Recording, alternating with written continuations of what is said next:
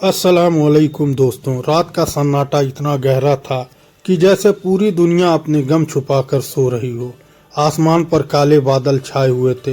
हल्की हल्की ठंडी हवा पुराने पेड़ों की टहनियों को हिला रही थी और दूर कहीं एक पुरानी मस्जिद से आती अजान की हल्की आवाज़ अंधेरे को चीर रही थी। उस सुनसान रास्ते पर एक कमज़ोर सा लड़का धीरे धीरे चल रहा था। उसका नाम था अयान। अयान की उम्र मुश्किल से 16 साल होगी, लेकिन उसकी आंखों में बचपन नहीं दर्द दिखाई देता था। उसके हाथ में एक पुरानी थैली थी जिसमें कुछ सूखी रोटियां और दवाई थी। वो तेज कदमों से चल रहा था क्योंकि उसकी माँ घर पर बीमार पड़ी थी। डॉक्टर ने कहा था अगर दवाई आज रात नहीं मिली तो हालात और ख़राब हो सकती है।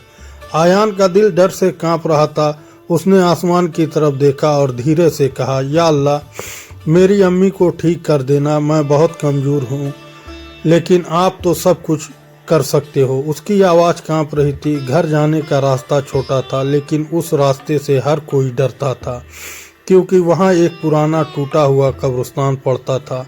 लोग कहते थे वहाँ अजीब आवाज़ें आती हैं, वहाँ जिन रहते हैं। लेकिन अयान के पास दूसरा रास्ता नहीं था। उसने दिल मजबूत किया और कब्रिस्तान की तरफ बढ़ गया।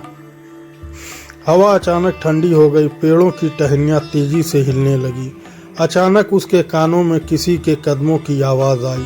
अयान रुक गया। उसका दिल तेज धड़कने लगा। उसने पीछे मुड़कर देखा, कोई नहीं था। उसने खुद को समझाया, शायद मेरा वहम होगा। वो आगे बढ़ने लगा, लेकिन अचानक उसकी थैली उसके हाथ से गिर गई और दवाइयाँ जमीन पर फैल गई। अयान घबरा कर झुक गया। उसी वक्त उसे एहसास हुआ जैसे कोई उसके पीछे खड़ा है। उसकी सांस रुक गई। उसने डरते हुए धीरे धीरे पीछे देखा, लेकिन वहाँ कोई दिखाई नहीं दिया, सिर्फ ठंडी हवा और कब्रों के बीच फैला अंधेरा।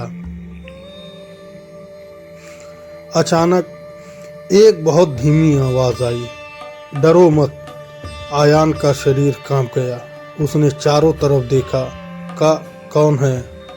कुछ सेकंड तक सन्नाटा छाया रहा। फिर वही आवाज़ आई, मैं तुझे नुकसान नहीं पहुंचाऊंगा।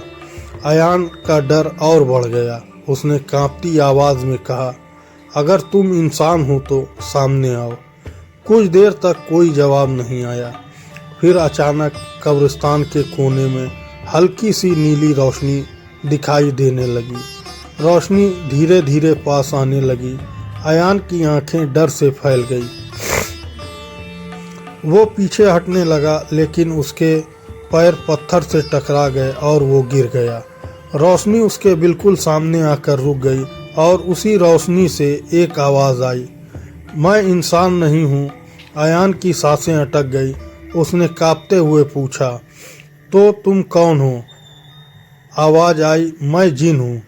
लेकिन वह अलग था। अयान का दिल जैसे रुक गया। उसने डर से आंखें बंद कर ली।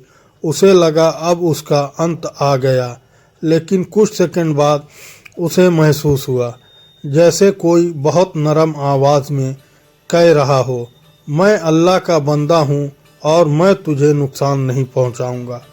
अयान ने धीरे से आंखें खोली।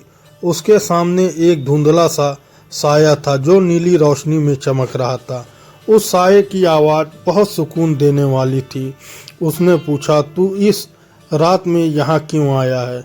अयान की आंखों में आंसू आ गए। उसने रोते हुए कहा, मेरी अम्मी बीमार हैं, मैं दवाई लेकर जा रहा हूँ।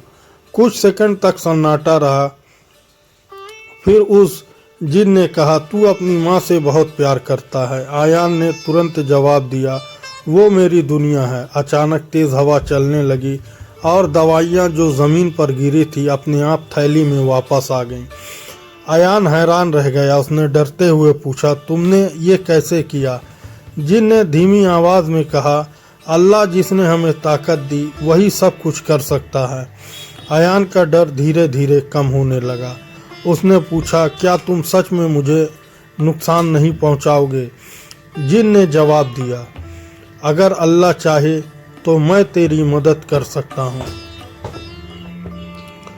अयान की आंखों में उम्मीद चमक उठी। लेकिन अचानक जिन की आवाज़ गंभीर हो गई। उसने कहा, लेकिन हर मदद की एक कीमत होती है। आयान का दिल फिर डर से भर गया। उसने कांपते हुए पूछा, का कैसी कीमत? कुछ सेकंड तक सन्नाटा छाया रहा। फिर जिन ने कहा, मैं तुझसे सिर्फ एक वादा चाहता हूँ। कब्रिस्तान में अचानक तेज बिजली चमकी और पूरा आसमान जैसे कुछ पल के लिए रोशनी से भर गया। आयान डर के मारे कांप उठा। उसने घबराकर अपने सामने खड़े उस धुंधले साए को देखा। उस पल पहली बार आयान को उस जिन का चेहरा साफ दिखाई दिया। उसका चेहरा डरावना नहीं था, बल्कि अजीब तरह से सुकून देने वाला था। उसकी आंखों में गहरी उदासी छुपी थी, जैसे वो सदियों से कोई दर्द अपने अंदर छुपाए बैठा हो। जिन ने धीमी आवाज में कहा, डर मत आयान, मैं तुझे नुकसान नहीं पहुंचाऊंगा। आयान ने हिम्मत करके पूछा, तुम मुझसे कैसा वादा चाहते हो? जिन कुछ पल चुप रहा, फिर बोला, मैं चाहता हूँ तू अपनी पूरी जिंदगी में कभी भी अल्लाह को ना भूले। आयान हैरान रह गया। उसे उम्मीद थी कि शायद जिन उससे कोई अजीब या डरावनी चीज मांगेगा, लेकिन यह सुनकर उसकी आंखें नम हो गई। उसने तुरंत कहा, मैं पहले ही अल्लाह पर भरोसा करता हूँ। जिन ने धीमी आवाज में जवाब दिया, भरोसा करना आसान होता है, लेकिन मुश्किल वक्त में सब्र करना सबसे बड़ा इम्तिहान। आयान ने हिम्मत करके पूछा, तुम ये सब क्यों कह रहे हो? कुछ पल तक हवा में सन्नाटा छाया रहा। फिर जिन की आवाज़ भारी हो गई, क्योंकि मैंने अपनी ज़िंदगी में एक बहुत बड़ी गलती की थी। आयान ध्यान से सुनने लगा। जिन ने कहना शुरू किया, बहुत साल पहले मैं भी नेक जिन था। मैं हमेशा अल्लाह की इबादत करता था, लेकिन एक दिन मुझे अपनी ताकत पर घमंड हो गया। आयान की सांसें रुक गई। जिन की आवाज़ कांपने लगी। मैंने सोचा मैं इंसानों से बेहतर हूँ, मुझे अल्लाह की मदद की ज़रूरत नहीं। कब्रिस्तान की हवा अचानक भारी हो गई और उसी घमंड ने मुझे अल्लाह से दूर कर दिया। आयान की आंखों में आंसू आ गए। उसने धीरे से पूछा, फिर क्या हुआ? जिन ने जवाब दिया, अल्लाह बहुत रहम वाला है, लेकिन जब इंसान या जिन घमंड में आकर उसे भूल जाता है, तो वो उसे सबक ज़रूर सिखाता है। मुझे इस कब्रिस्तान में भटकने की सज़ा मिली, सदियों तक अकेले। आयान का दिल भर आया। उसने धीरे से कहा, क्या तुम्हें माफ़ी नहीं मिली? जिन की आवाज़ कांप गई, मिली, लेकिन एक शर्त पर। आयान ध्यान से सुनने लगा। जिन बोला, मुझे कहा गया, अगर मैं किसी नेक इंसान की मदद करूं और उसे अल्लाह के रास्ते पर चलने में मदद करूं, तो मेरी सज़ा ख़त्म हो सकती है। आयान की आंखें फैल गई। और तुमने मुझे क्यों चुना? जिन ने धीमी आवाज़ में कहा, क्योंकि जब तू रास्ते में चल रहा था, मैंने तेरी दुआ सुनी थी। आयान की आंखों में आंसू बहने लगे। तेरी आवाज़ में सच्चाई थी। तेरे दिल में अपनी माँ के लिए मोहब्बत थी और अल्लाह पर पूरा भरोसा था। जिन ने अचानक गंभीर होकर कहा, लेकिन आयान, अल्लाह हर नेक इंसान का इम्तिहान ज़रूर लेता है। आयान डर गया। कैसा इम्तिहान? जिन ने कहा, आज रात तेरे साथ कुछ ऐसा होगा जो तेरे सब्र और ईमान को परखेगा। आयान की सांसें तेज हो गई। क्या होगा? जिन ने जवाब दिया, अगर मैं सब बता दूं, तो इम्तिहान का मतलब ख़त्म हो जाएगा। उसी वक्त दूर से कुत्तों के भौंकने की आवाज़ आने लगी। हवा और तेज़ हो गई। पेड़ जोर से हिलने लगे। जिन अचानक बेचैन हो गया। उसने कहा, आयान, जल्दी घर जा, तेरी माँ को तेरी ज़रूरत है। आयान घबरा गया। क्या हुआ? जिन ने जवाब दिया, आज रात तेरे घर पर एक बड़ा इम्तिहान आने वाला है। आयान का दिल जोर से धड़कने लगा। क्या मेरी अम्मी को कुछ होगा? जिन चुप हो गया। कुछ सेकंड बाद उसने कहा, अल्लाह पर भरोसा रख और जो भी हो सब्र मत छोड़ना। अचानक तेज हवा चली और वो नीली रोशनी धीरे धीरे गायब होने लगी।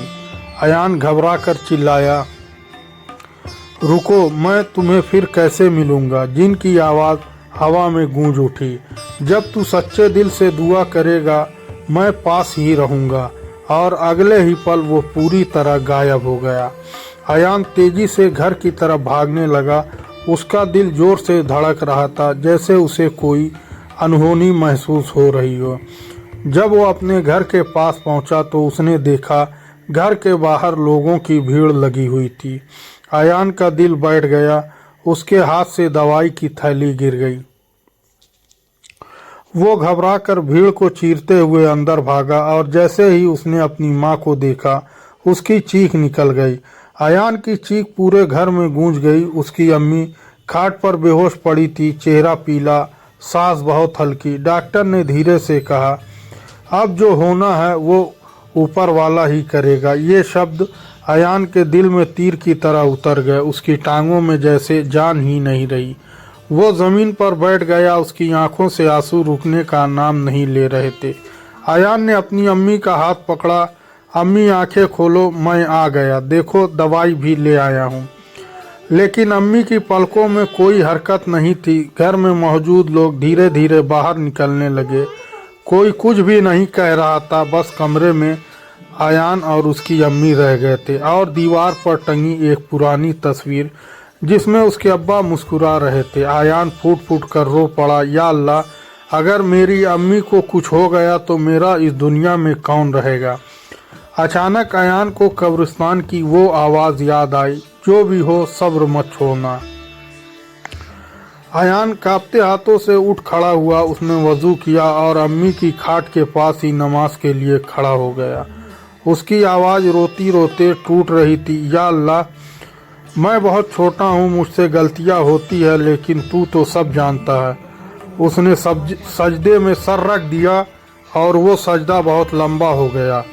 अचानक कमरे की हवा बदल गई। हल्की सी ठंडक महसूस हुई। अयान ने सर उठाया और देखा वह नीली रोशनी धीरे धीरे कमरे के कोने में उभर रही थी। अयान की आंखें भर आई। तुम आ गए, जिन की आवाज़ आई। मैं यहीं था, तेरी दुआ सुन रहा था। अयान रोते हुए बोला, मेरी अम्मी को बचा लो, मैं कुछ भी कर लूँगा। जिन ने बहुत सुकून से कहा, मैं कुछ नहीं करूँगा अयान, सब कुछ अल्लाह करेगा। जिन आगे बोला, अयान, अब भी वक्त है, अगर तू चाहे तो अल्लाह से शिकायत कर सकता है या सब्र के साथ दुआ। अयान ने बिना सोचे कहा, मैं शिकायत नहीं करूँगा, अगर ये भी उसकी मर्जी है तो मैं इसे कबूल करता हूँ। ये सुनते ही जिन की आंखों से रोशनी निकली और तेज़ हो गई। उसने कहा, यही वो लम्हा था जिसका मुझे इंतज़ार था। अचानक अयान की अम्मी की उंगलियां हिली। अयान घबरा गया।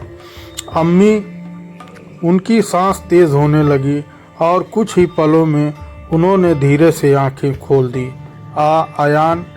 अयान खुशी से रो पड़ा। अम्मी, आप ठीक हो गई? बाहर खड़े लोग दौड़कर अंदर आए। डॉक्टर ने हैरानी से कहा, यह तो एक चमत्कार है। अयान ने खुशी खुशी पीछे मुड़कर देखा, लेकिन वो नीली रोशनी अब फीकी पड़ रही थी। जिन मुस्कुराते हुए बोला, अयान, आज तू पास हो गया, तेरे सब्र और तेरी दुआ ने मुझे भी आज़ाद कर दिया। अयान घबरा गया। मत जाओ, मैं तुम्हें फिर नहीं देख पाऊंगा। जिन ने बहुत नरमी से कहा, जब भी कोई इंसान सच्चे दिल से अल्लाह को पुकारता है, हम सब वहीं होते हैं। और अगले ही पल वो रोशनी आसमान की तरफ उड़ गई। अयान अब बड़ा हो चुका था, अपनी अम्मी की खिदमत करता, नमाज कभी नहीं छोड़ता। हर रात कब्रिस्तान के पास से गुजरते वक्त वो रुक कर बस इतना कहता, या अल्लाह, तेरी रहमत का कोई हिसाब नहीं। अल्लाह की रहमत कभी देर नहीं करती। सब्र और सच्ची दुआ कभी खाली नहीं जाती।